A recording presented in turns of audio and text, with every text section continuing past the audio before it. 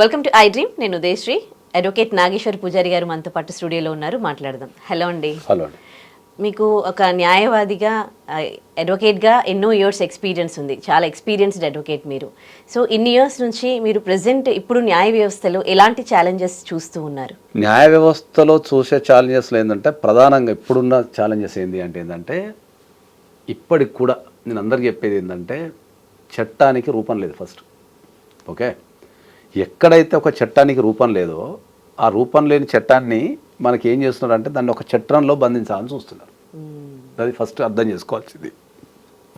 రెండోది ఏంటంటే చట్టం అనేది వ్యక్తిని బట్టి, వ్యవస్థను బట్టి, అవసరాన్ని బట్టి, పరిస్థితులను బట్టి, కాలాన్ని బట్టి, ఓకే, జడ్జెస్ని బట్టి, ఓకే, అవసరాన్ని బట్టి మారుతూ ఉంటుంది. జనరల్గా ఏంటంటే జనాలందరూ కన్ఫ్యూజ్ అవుతుంటారు. ఎందుకంటే ఈ దేశంలో రోజుకు ఒక జడ్జిమెంట్ వస్తుంటుంది, ఎవ్రీడే ఒక జడ్జిమెంట్ వస్తుంటుంది, వెరైటీ జడ్జిమెంట్స్ వస్తుంటాయి ఎవ్రీడే. ఓకే, సో ఆ వెరైటీ జడ్జిమెంట్స్ కానీ ఈ కామన్ పబ్లిక్ అర్థం కాదు, ఎందుకంటే వాళ్ళు ఎక్స్పర్ట్స్ కాదు. ఓకే, ఒక విషయాన్ని ఇప్పుడు మీకు అర్థమయ్యే భాషలో చెప్తా. మొన్న అలహాబాద్ హైకోర్టు ఉంది. ఓకే, అలహాబాద్ హైకోర్టు ఏం చెప్పింది, పెళ్ళైనా కూడా ఇల్లీగల్ రిలేషన్షిప్ పెట్టుకుంటే తప్పు కాదు అన్నది. ఓకే, ఇది హైలైట్ అయింది తప్ప దాని యొక్క సారాంశం ఏంది అనేది హైలైట్ కాల. ఓకే, అట్లనే మనకు సుప్రీంకోర్టు కూడా చెప్పిన రూల్ ఏముంటుంది అంటే, మనకు 497ని మేము తీసేస్తున్నాము అంటే అడల్టరీని మేము క్రైమ్ నుంచి తీసేస్తున్నాము అని చెప్పింది. అది కూడా జనాలకి ఇంకో రకంగా అర్థమైంది. ఓకే, సో అందుకనే ప్రధానమైన ఛాలెంజ్ ఏంటంటే ఒక కామన్ వ్యక్తి, ఓకే, చట్టాన్ని తెలుసుకునే క్రమంలో ప్రధానంగా ఏ మీద ఆధారపడిపోతున్నాడు. ఇప్పుడు ఏ మీద ఆధారపడుతున్నాడు. వానికి ఒక డౌట్ వస్తుంది, ఒక వ్యక్తికి ఒక డౌట్ వస్తుంది. డౌట్ రాగానే ఏం చేస్తాడు, గూగుల్లో కొడతాడు. ఓకే, ఆ గూగుల్లో ఎప్పుడు కూడా అక్యురేట్ ఇన్ఫర్మేషన్ చూపించదు. లాకు సంబంధించి, మెడికల్కి సంబంధించి అక్యురేట్ ఇన్ఫర్మేషన్ చూపించదు. అదొక బేసిక్ ఇన్ఫర్మేషన్ మాత్రం ఇవ్వగలుగుతుంది తప్ప, ఓకే, అది నీ కేసుకి ఎప్పుడు సూట్ కాదు. ఏదైతే ఆ గూగుల్ ఇచ్చే బేసిక్ ఇన్ఫర్మేషన్ పట్టుకొని ఇదే కరెక్ట్ అనే భ్రమలో ఆ క్లయింట్ ఉండిపోతాడు.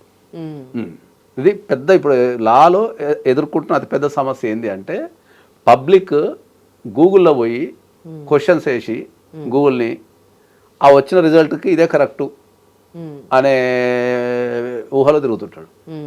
ఓకే, రీసెంట్గా సుప్రీంకోర్టు కూడా వ్యాఖ్యానించింది. ఏమని, అడ్వకేట్స్ అందరూ ఏఐ టెక్నాలజీ ఉపయోగించి డ్రాఫ్టింగ్ చేస్తున్నారు, సో అట్లా ఉపయోగించొద్దు అని చెప్పి సుప్రీంకోర్టు చాలా స్పష్టంగా నీట్గా చెప్పింది. మొన్న నాకు తెలిసి ఒక ఢిల్లీ హైకోర్టు లేకపోతే అలహాబాద్ హైకోర్టు అనుకుంటా, ఏఐ ఉపయోగించి పిటిషన్ వేస్తే దాని మీద 20,000 రూపాయలు ఫైన్ వేసారు. 20,000 రూపాయలు ఫైన్ వేసారు. కాబట్టి నేను ఏం చెప్తున్నా అంటే, మీకు ఏదైనా లీగల్ సమస్య వచ్చినప్పుడు, ఓకే, మీరు గూగుల్ని కానీ ఏఐని ఉపయోగించి ఇదే కరెక్టు అనే భ్రమలో ఉండకండి. ఓకే, ఎందుకు అంటే ఎవ్రీ సమస్య ఈజ్ ఏ యూనిక్. ఓకే, మీరు గూగుల్లో కొట్టడం ద్వారా మీకు బేసిక్ ఇన్ఫర్మేషన్ వస్తుంది తప్ప మీ సమస్యకు సొల్యూషన్ రాదు.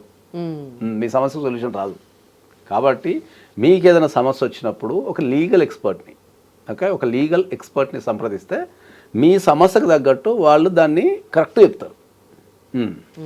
కాబట్టి నేను గూగుల్లో చూసినా ఇదే నిజం కాబట్టి ఇట్లనే చేయాలి అనేది చెప్పొద్దు ఎప్పుడు కూడా. అది ఫస్ట్ పాయింట్.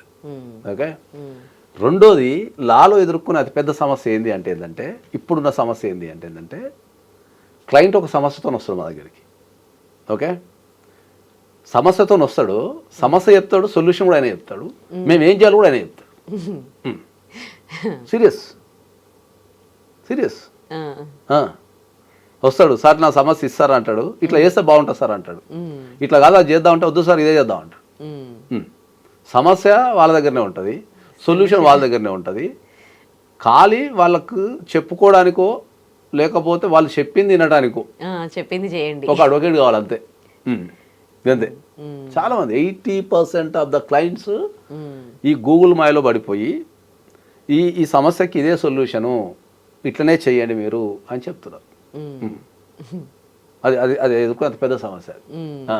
ఓకే. ఎందుకంటే ఇక్కడ ఎన్నో సంవత్సరాల ఎక్స్పీరియన్స్, కొన్ని వేల కేసులు చేసిన ఎక్స్పీరియన్స్ ఉంటుంది. వాళ్ళకు కోర్టు ఫంక్షనింగ్ అనేది అర్థం కాదు. ఫస్ట్ కోర్టు ఫంక్షనింగ్ అనేది ఎప్పటికీ అర్థం కాదు. ఓకే, ఎందుకంటే వాళ్ళు ఆ ప్రాక్టీస్ లేరు కదా. వాళ్ళు ఎక్కడో కూర్చొని వాళ్ళకి ఆ గూగుల్లో కొట్టుకుంటే ఆ వచ్చిందే కరెక్టు, ఇదే కరెక్టు అనే దాంట్లో ఉంటారు. అది కూడా అతి పెద్ద సమస్య. ఇంకోటి ఏంటంటే ఇతర వేరే కేసెస్లో చూస్తారు కదా, సేమ్ వీళ్ళు కూడా అపియర్ చేసుకుంటారు. అదే అంటున్నా, ఇప్పుడు వస్తాడు. రెండోది ఎదుర్కొనే అతిపెద్ద సమస్య ఏంటి చెప్తాను. మా దగ్గరకు వస్తాడు ఒక క్లయింట్, తన సమస్య చెప్తాడు. చెప్పి మా పక్కింటోడు చెప్పిండు సార్ ఇట్లా చేయాలని, లేకపోతే మా పక్కింటి నాకు తెలిసినోడు చెప్పిండు సార్, లేకపోతే నాకు వాళ్ళు చెప్పింది సార్, లేకపోతే వేరే కేసు ఇట్లా జరిగింది సార్ అని ఉదాహరణలు చెప్తుంటాడు. నువ్వు ఈ పని ఎందుకు చేయలేదంటే, లేదు సార్ మా పక్కింటోడు చెప్పిండు సార్ ఇట్లా చేయొద్దని చెప్పి అందుకే అట్లా ఉండిపోయాను సార్ అంటాడు. లేదంటే తెలిసిన వాళ్ళు చెప్పింది సార్ అంటాడు. ఓకే, నేను చెప్పేది ఏంది చాలా స్పష్టంగా ఏంటంటే, నీకు సరైన సలహా దొరకాలి అంటే నీ జీవితంలో దేనికైనా, ఇది నిత్య జీవితంలో ప్రతి ఒక్కరు పాటించాల్సిన విషయం. నిత్య జీవితంలో ప్రతి ఒక్కరు, నీతో సహా.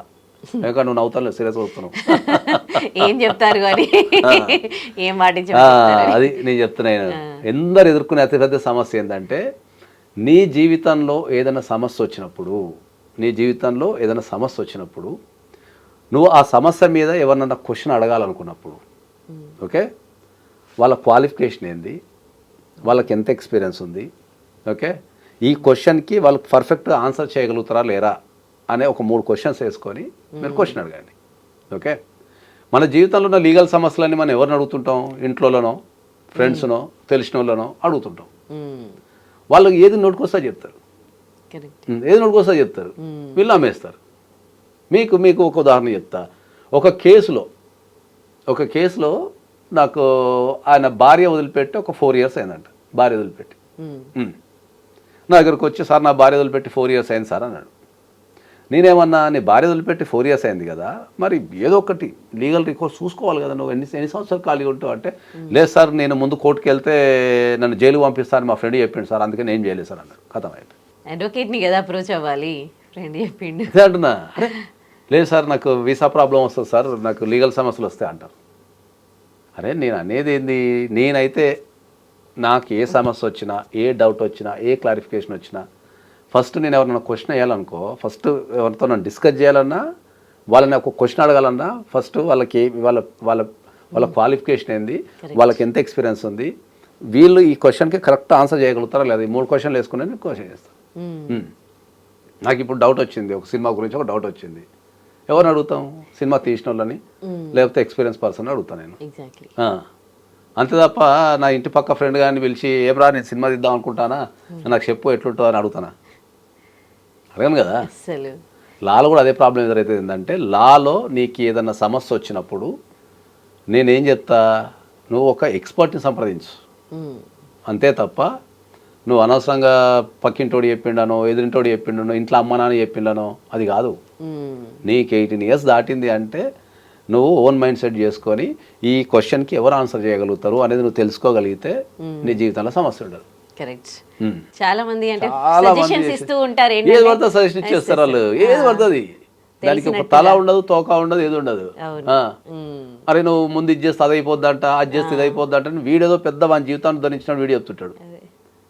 ఒక అడ్వకేట్ లెక్కనో, డాక్టర్ లెక్కనో, అట్లా అయిపోతే ఇట్లా అయిపోద్దంట కదా, ఇట్లా అయిపోతే అట్లా అయిపోద్దంట కదా అని చెప్పి సలహా ఇస్తుంటారు. మన దగ్గర ఉచిత సలహాలు ఇవ్వడం చాలా, మనం ఉచిత సలహాలు ఇవ్వడం కాదు, మనం అడగటం ఎందుకు అంటున్నాను. ఫస్ట్ వాడు అడిగితే ఎవడని ఇస్తాడు, అడగడం ఎందుకు అంటున్నా. ఫస్ట్ నువ్వు చదువుకున్న వ్యక్తివి కదా, నువ్వు నీకు ఏదన్నా సలహా వచ్చినప్పుడు నువ్వు ఆ ఎక్స్పర్ట్ని సంప్రదించు అని చెప్తాను నేను తప్ప. అరే ఈ దేశంలో ఒక ఎక్స్పర్ట్ని సంప్రదిస్తే ఏమవుతుంది? డబ్బులు ఇవ్వాల్సి వస్తుంది. మరి ఆ 1000 రూపాయలకు 2000కో పంచేది ఎందుకు? ఒక 1000 రూపాయలతోని 2000తోని సమస్య సాల్వ్ అవుతుంది అనుకుంటే నీకు అంత పెద్ద టాపిక్ ఏముంటుంది అంటే, నేను మా దగ్గరకు వచ్చే చాలా కేసులలో, నా దగ్గరకు ఒక 100 కేసులు వచ్చినాయి అనుకో, దాంట్లో 95% కేసులు స్టార్టింగ్లో ఒక 1000 రూపాయలు 2000 కడితే పరిష్కరించదగ్గవే. ఆ 1000 2000 కన్సల్టేషన్ ఫీజు కట్టకుండా వాళ్ళ ఓన్ రికోర్స్ అంటే వాళ్ళ ఓన్ డిసిషన్సో లేకపోతే వాళ్ళ సర్కిల్లో తెలిసిన డిసిషన్స్ తీసుకొని దాన్ని ఇష్టం ఉన్నట్టు ప్రవర్తించేసి దాన్ని బాగా సీరియస్ అయిన తర్వాత అడ్వకేట్ దగ్గరకు వస్తాయి. అప్పుడు వచ్చి వాళ్ళు కొట్టే డైలాగ్ ఏంది, నాకేం తెలుసు సార్, నాకేం తెలియదు సార్, నేను కామన్ మ్యాన్ని సార్ అంటాడు. అంతే సింపుల్. నాకు అన్ని తెలిసిన లాయర్ అయితే కాదు సార్ అంటాడు. అర్థమైందా? 90% of the cases 95% of the cases consultation అంటే నీకు సమస్య వచ్చినప్పుడు ఆ కన్సల్టేషన్ తీసుకుంటే సాల్వ్ అయ్యే సమస్యలు అవి. 95% ఒక సమస్య వచ్చినప్పుడు నేను రాసుకుంటా కదా, అరే ఇది అక్కడనే సాల్వ్ అయిపోవు కదా, ఇది కన్సల్టేషన్ సాల్వ్ అయిపోవు కదా, ఇప్పటిదాకా ఎందుకు తెచ్చుకున్నావు అని అడిగితే అట్లా కాదు సార్, నాకు వాడు చెప్పిండు సార్, వీడి చెప్పిండు సార్, లేకపోతే అట్లయితే అనుకోలేదు సార్, ఇట్లయితే అనుకోలేదు సార్ అని చెప్తుంటాడు. కాబట్టి నేను ఏదైనా సమస్య వచ్చినప్పుడు దాన్ని స్టార్టింగ్లోనే ఒక అనలైజ్ తీసుకోండి, తీసుకుంటే దాన్ని అక్కడనే సాల్వ్ చేయడం ఈజీ అవుతుంది. ఈ భారతదేశంలో న్యాయ వ్యవస్థ మీద నమ్మకం లేకపోవడానికి ప్రధాన కారణం ఏంటంటే మా దగ్గరకు వచ్చే ప్రతి కేసు ఐసీయూ కేసే. కన్సల్టేషన్కి ఎవరు రారు, అది పీకల మీదకి వచ్చిన తర్వాత వస్తాడు. వచ్చి వాళ్ళు వచ్చేదేమో ఐసీయూ మీద వస్తారు, సమస్య ఇట్లా చిటికలమయం కాదంటారు. మళ్ళీ ఏమంటారు, దీనికి ఎందుకు సార్ ఇంత పైసలు అంటారు. అంటే ఇక్కడ జనాలకి ఏంటి అంటే సీరియస్ కేసు అయితేనే అడ్వకేట్ని అప్రోచ్ అవ్వాలి, ఇలాంటి వాటికి బాగా అదే అంటున్నా. అది సీరియస్ అయినప్పుడు చూద్దాం పో, వాడు ఇవ్వకపోతే చూద్దాం పో, వీడు చేయకపోతే చూద్దాం పో, వాని సంగతి చెప్పుదాం పో, వీళ్ళు తిరుగుతుంటారు. తిరిగి రకరకాల ట్రాన్సాక్షన్ చేసి సీరియస్ అయ్యి ఇక దీన్ని ఏం చేయలేము అన్నప్పుడు చేతులు ఎత్తేసి మా దగ్గరకు వచ్చి చేతులు ఎత్తేస్తారు. ఎత్తేసి దా సమస్యని నువ్వు గంట సేపట్లో పరిష్కరించు, 4 రోజులు పరిష్కరించు, 5 రోజుల్లో పరిష్కరించు అని చెప్తుంటారు. ఎనీ కేసు ఇది. నువ్వు సమస్య వచ్చినప్పుడే స్టార్టింగ్లో వస్తే దాన్ని ఆర్గనైజ్ చేయడానికి అవకాశం ఉంటుంది, ఒక పద్ధతి ప్రకారం చేయడానికి అవకాశం ఉంటుంది, దాంట్లో కాంప్లికేషన్స్ తగ్గే అవకాశం ఉంటుంది. ఒక నీట్గా చేసుకుంటా పోతే నువ్వు ప్రశాంతంగా ఉంటావు. నువ్వు ఎండింగ్లో వచ్చి లక్షల ఖర్చు పెట్టి నాకు నిమిషాలలో న్యాయం దొరుకుతాను లేదు, వ్యవస్థ పని చేస్తాను లేదు, వ్యక్తులు పని చేస్తాను లేరు, అడ్వకేట్లు పని చేస్తాను లేరు, కోర్టు పని చేస్తాను లేదు, మళ్ళీ నువ్వే తిడతావు. నువ్వు వచ్చేదేమో ఐసీ మీద, మళ్ళీ నాకు అన్యాయం జరిగిందని మళ్ళీ నువ్వే మాట్లాడతావు. ఎప్పుడైనా సరే ఒక సమస్య వచ్చినప్పుడు దాన్ని ఒక ఎక్స్పర్ట్ని సంప్రదించి దాన్ని ఆర్గనైజ్ చేసుకోమని చెప్తా. కొద్దిగా టైం కేటాయించి స్టార్టింగ్లోనే ఆర్గనైజ్ చేసుకోమని చెప్తా. Right, thank you. And for more videos, please subscribe to iDream. Please subscribe to iDream. Please subscribe iDream. And please subscribe to iDream. For more videos, subscribe to iDream. please like, share and subscribe to the channel. Congratulations, iDream. Subscribe to iDream. Subscribe to iDream. So subscribe to iDream Media. iDream ki iDream team andarki huge congratulations. Please subscribe iDream Media. Please subscribe to iDream. Subscribe iDream. Please subscribe to iDream. iDream అంటే నా కళల channel subscribe చేసుకున్న నోరు తిరుగుతలేదు, మీరైతే గంట గుర్తు కొట్టండి. For more such videos, please subscribe to iDream. Subscribe to iDream. Please subscribe to iDream. Please subscribe iDream Media. Please do subscribe to iDream. Please subscribe to iDream Media. For best entertainment and information, please subscribe iDream. And don't forget to subscribe to iDream.